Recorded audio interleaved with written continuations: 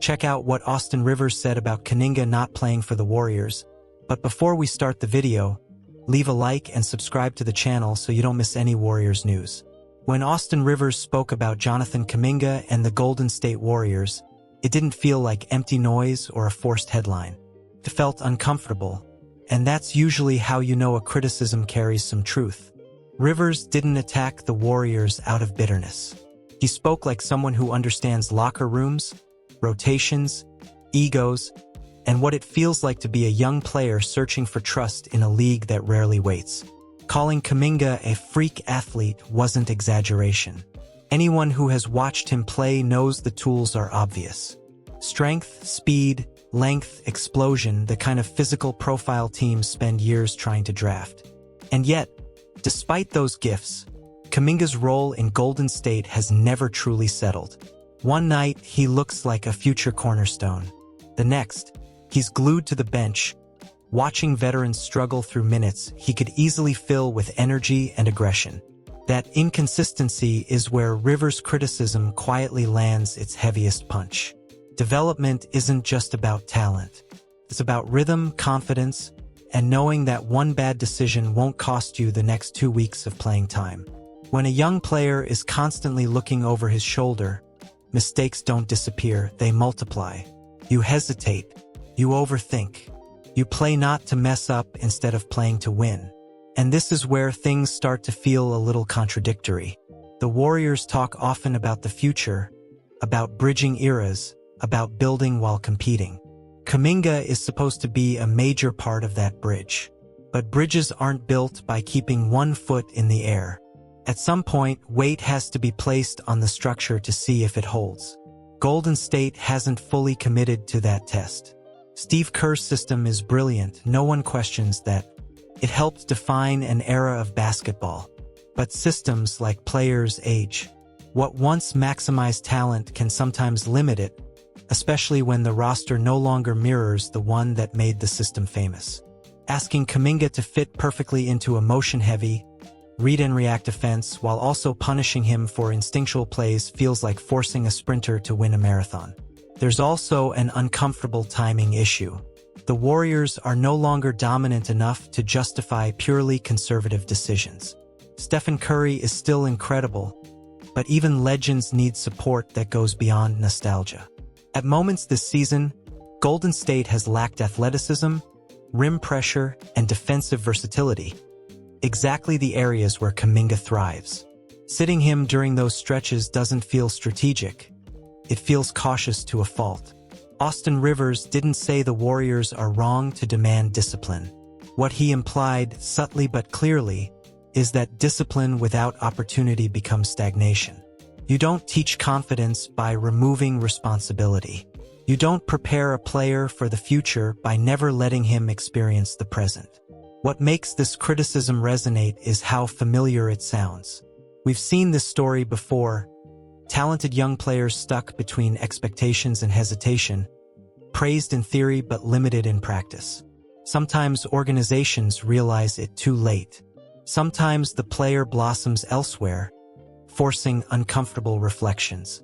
And that's the quiet tension underneath Rivers' words. This isn't just about Jonathan Kuminga playing more minutes. It's about whether the Warriors truly believe in the future they keep talking about, or if they're still clinging to a past that no longer fits the reality on the court. What makes Austin Rivers' criticism linger isn't just what he said. It's what happens if nothing changes. Because in the NBA, indecision is rarely neutral. It usually costs something. Sometimes it costs games. Other times it costs players. And occasionally it costs an entire era the chance to evolve. Jonathan Kuminga now sits at a crossroads that feels uncomfortably familiar in league history. He's good enough to matter, young enough to grow, and talented enough to be dangerous elsewhere. That combination creates pressure not just on the player, but on the franchise holding the keys. Golden State can't afford to treat him like a long-term project forever, especially while leaning on veterans who are no longer capable of carrying heavy loads every night. There's a quiet contradiction in how Kuminga is discussed versus how he's used. He's praised publicly as part of the future, yet managed cautiously like a short-term risk. That gap doesn't go unnoticed by players. In locker rooms, actions always speak louder than quotes. When minutes shrink after aggressive performances, a message is sent, even if unintentionally, that freedom has limits. This is where the conversation inevitably turns toward trades. Not because Kuminga has failed, but because situations like this tend to resolve themselves elsewhere. Teams around the league see the same flashes. They see the untapped ceiling, and they see an organization unsure whether to fully lean in. That combination fuels speculation, rumors, and eventually real offers. From Golden State's perspective, the dilemma is uncomfortable but unavoidable. Do they double down on the system and demand Kuminga adapt completely, even if that process slows his growth?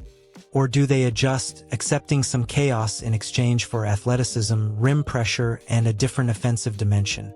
Neither option is risk-free, but choosing neither is arguably the most dangerous path. There's also the matter of Stephen Curry's timeline. Every season matters now, and while Kuminga may not be a finished product, his energy and physicality could relieve pressure in ways the roster currently struggles to do.